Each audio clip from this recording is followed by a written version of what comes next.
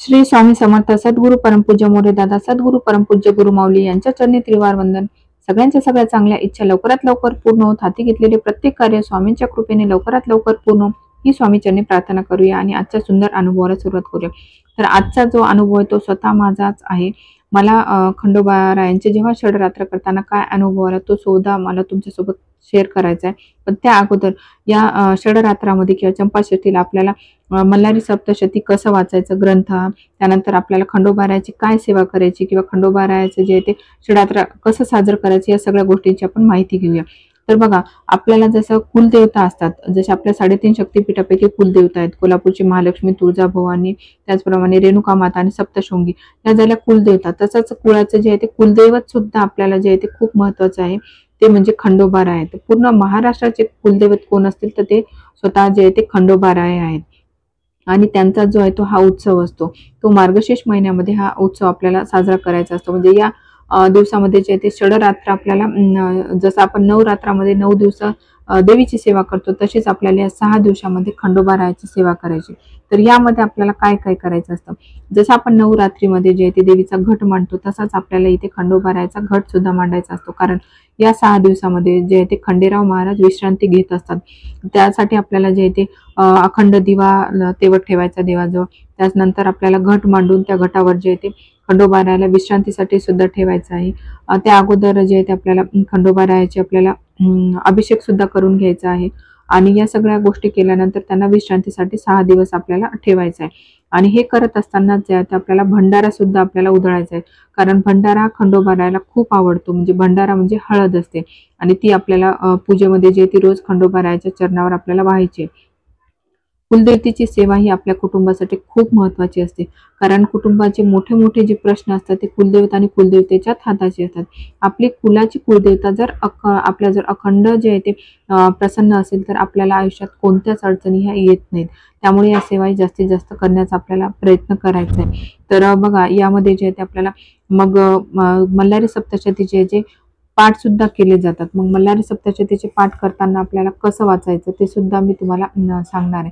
तर बघा, सगळ्यात पहिले आपल्याला स्वामींचं स्तवन घ्यायचं आहे, त्यानंतर आपल्याला मल्हारी कवच वाचून घ्यायचं आहे एक वेळेस, त्यानंतर आपल्याला मल्हारी हृदय स्तोत्र वाचून घ्यायचं आहे, ते झालं का मल्हारी अष्टक एकदा वाचून घ्यायचं आहे, त्यानंतर आपल्याला मल्हारी मार्तंडाचा मंत्र जप आहे तो सुद्धा वाचून घ्यायचा आहे, तिथे दिलेला आहे तो किती वेळा घ्यायचा तो त्याप्रमाणे। त्यानंतर आपल्याला मल्हारी स्तोत्राचा शतक जे आहे ते सुद्धा वाचून घ्यायचं आहे आणि हे सगळं झाल्यानंतर आपल्याला मल्हारी सप्तशतीचे अध्याय वाचून घ्यायचे। तर हे अध्याय जे आहे ते 1 ते 14 अध्याय आहेत, ते एकसारखे वाचून घ्यायचे आणि सगळ्यात शेवटी जे आहे ते आपल्याला क्षमा प्रार्थना स्तोत्र जे घ्यायचे।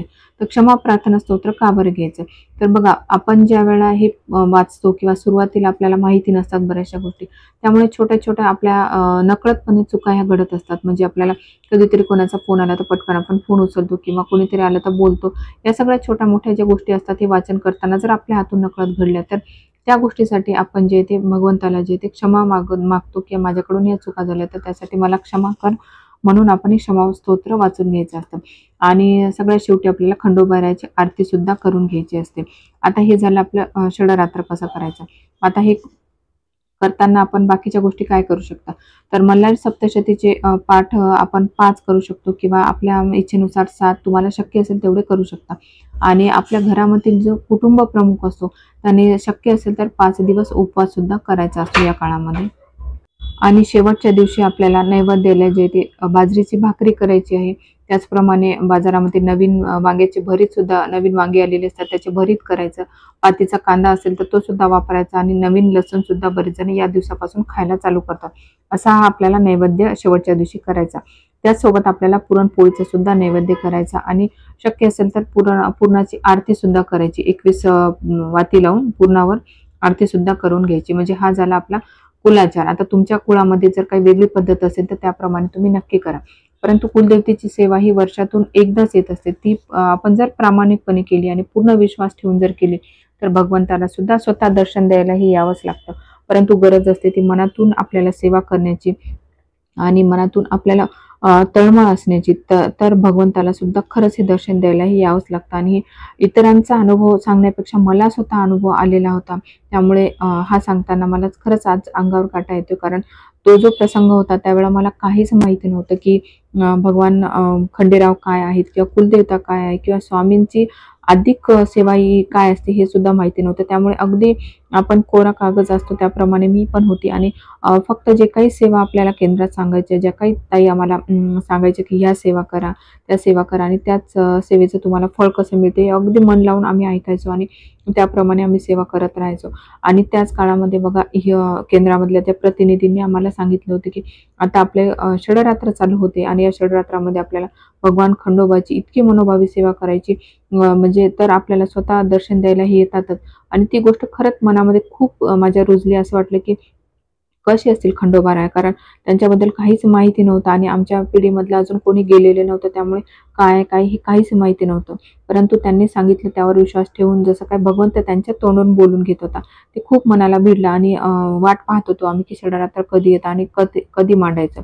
मग तो दिवस उजाडला. त्यानंतर मी जे ते त्यांनी सांगितल्याप्रमाणे सगळी पूजा मांडून घेतली. घट मांडला, दिवा लावला. त्यानंतर उपवाससुद्धा मीच केले होते कारण मिस्टरांना जे तेवढं जमत नव्हतं उपवास करायला. त्यामुळे मीच स्वतः केले. त्यांनी 1 दिवस केला होता. अशी आमची अखंड सेवा चालू होती आणि पूर्ण मन जे आहे ते सेवेमध्येच होतं. मग सांगितल्याप्रमाणे सप्तशतीचे पाठसुद्धा वाचून झालेले होते आणि बघा असंच करता शेवटचा दिवस आला. परंतु मनात असं कधीच आलं नाही की भगवान खंडेराव कसे आहेत किंवा काय नाही, असं काहीच नाही. शेवटच्या दिवशी जे आहे ते नैवेद्याची सगळं तयारी केली आणि जे आहे ते आपण जे टाकाला विश्रांतीसाठी ठेवतो, तर आता त्यानंतर आपल्याला षडरात्र संपल्याच्या दिवशी ज्या दिवशी शेवटच्या दिवशी आपल्याला परत ते उठवून घ्यायचं असतं त्यांना आणि आरती करायची असते, नैवेद्य आरती. मग त्यासाठी मी नैवेद्य आरतीसाठी करण्यासाठी सगळी तयारी करत होते. बघा तेवढ्याचमध्ये देवपूजा करताना जे आहे ते मी माझ्या घरी तुळजाभवानीचा फोटो होता त्यावेळेला. तर तो तुळजाभवानीचा फोटो पुसत होते. आता पुसल्यानंतर आपण जे आहे ते तिथे मला एकदम खंडोबारायाचंच जे आहे ते चित्र दिसलं. आता मला हे लक्षातच आलं नाही एकदम. तरी मी असं एकदा पाहिलं, दोनदा पाहिलं, की असं काय दिसतं म्हणून परत एकदा पुसलं. परत एकदा मला त्याच देवीच्या फोटोमध्ये जे ते खंडोबारायाचं चित्र दिसलं. परंतु मला असं लक्षात त्यावेळेला आलं नाही, की आपण पटकन नमस्कार करू. त्यामुळे ती एक थोडीशी खंत वाटते, की भगवान खंडेराव आपल्याला दर्शन द्यायला आले होते. मी परत फोटोकडे पाहत होते, की असं काय दिसते, परंतु तेवढं लक्षातच आलं नाही. परंतु भगवान जे आहे ते खंडोबारायाने खरंच खूप छान दर्शन दिलं होतं आणि मग मी माझी संपूर्ण सेवासुद्धा केली आणि संध्याकाळी थोडंसं टीव्ही बघत होती. बघा त्या दिवशी जसं देवाला हे सुचवायचं होतं, की मी तुला दर्शन द्यायला आलो, परंतु तुला नमस्कार करायचं कसं सुचलं नाही आणि मी खूप आनंदात होते कारण जशी सेवा सांगितली होती तशाप्रमाणे परिपूर्ण सेवा ही पार पडलेली होती. खूप छान जे आहे ते पाठसुद्धा सगळे झाले होते आणि खूप छान सगळं दिवस खूप छान चालला होता. आणि शेवटी संध्याकाळी टीव्ही पाहायला बसली तर त्या दिवशी जे आहे ते नेमकं त्या दिवशी बरोबर खंडोबारायाची माहितीचा असा जे आहे ते टीव्हीवर दाखवत होते. आणि त्यावेळेला दाखवलं की खंडोबारायाचे जे आहे ते चंपाषष्ठीला जेजुरीवर कशी जी आहे ती सजावट केली जाते किंवा दर्शनासाठी किती भाविक आले, खंडोबाराया कसे दिसत होते, या सगळ्या गोष्टी जे आहे ते डिटेल सांगत होते. आणि मी सुद्धा अगदी मन लावून पाहत होते आणि तेव्हा मला क्लिक झालं की हे खंडोबाराया आहेत आणि या खंडोबारायाने तर खरंच मला दर्शन दिलं. आज माझ्या फोटोमध्ये जे आहे ते स्वतः दर्शनाला आले होते आणि मला कसं सुचलं नाही. आणि त्यावेळेला मग मला थोडंसं वाईट पण वाटलं आणि लगेच मग मी तिथे त्यांच्या टीव्हीमध्ये दाखवत होते तिथे नमस्कारसुद्धा केला आणि माफी मागितली, की मी तुम्ही दर्शनाला आले आणि मला दर्शन घ्यायचं सुचलंच नाही, परंतु मला माफ करा. आणि त्यांनी दर्शन दिल्याबद्दल धन्यवादसुद्धा मी म्हटलं.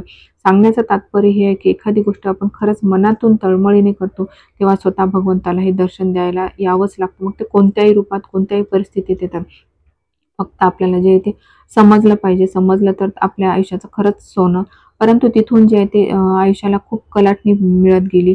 आयुष्यात खूप छान गोष्टी चांगल्या घडत गेल्या. मेन म्हणजे स्वामींची खूप ओढ निर्माण झाली. आयुष्यातले खूप प्रश्नांची उत्तरं नकळतपणे मिळत गेली, न मागता सुद्धा. आणि खूप जे आहे ते बदल होत गेला. तर तुम्ही सुद्धा जर शक्य असेल तर आपले मार्गात येऊन आपल्या सेवा समजून घ्या. सेवा करण्याचा प्रयत्न करा. नक्कीच मोठे-मोठे अनुभव तुम्हाला सुद्धा येतील. तसेच हा अनुभव कसा वाटला, आवडला असेल तर नक्की जास्तीत जास्त शेअर करा. इतरांना सुद्धा यातून आपल्याला प्रेरणा ही नक्कीच मिळेल. आणि एखादा जरी सेवेकरी आपल्या हातून घडला तरी सुद्धा स्वामींना ही खूप मोठी सेवा आपल्याला जी आहे ती केल्याचं पुण्य मिळणार आहे. कारण आज बऱ्याच जणांना वेळ नाहीये किंवा काय करावं ही बुद्धीसुद्धा सुचत नाही. पण अशाद्वारे जर त्यांच्यापर्यंत एखादा जरी अनुभव पोहोचला, तरीसुद्धा त्या ऊर्जेने जे आहे ते स्वतः तिथपर्यंत पोहोचतील आणि नक्कीच सेवेला लागतील. बाकी तर स्वामी महाराज हे पाहूनच घेणार आहेत. तर खरंच अनुभव जेव्हा जेव्हा जेव्हा आठवते तेव्हा खूप छान वाटतं. आज तुमच्याशी सांगण्याचं तात्पर्य सुद्धा, कारण आता शिवरात्र जवळ येते. तुमच्यापैकी कोणाला सुद्धा असा अनुभव नक्कीच येऊ शकतो. त्यामुळे मनोभावे सेवा करा आणि आपल्या कुटुंबाला आयुष्यात जे आहे ते कोणत्याच गोष्टीची कमी पडणार नाही या सेवा जर करत गेलो तर. कुठून नाही कुठूनही मार्ग स्वामी आपल्यापर्यंत बरोबर पोहोचवतात. पुन्हा एकदा श्री स्वामी समर्थ. सद्गुरू परमपूज्य मोरेदादा, सद्गुरू परमपूज्य गुरुमाऊली यांच्या चरणी त्रिवार वंदन. झालेली संपूर्ण सेवा स्वामी चरणी अर्पण करूया. व्हिडिओ शेवटपर्यंत पाहिल्याबद्दल धन्यवाद. पुन्हा भेटूया अशाच सुंदर व्हिडिओसोबत. तोपर्यंत श्री स्वामी समर्थ.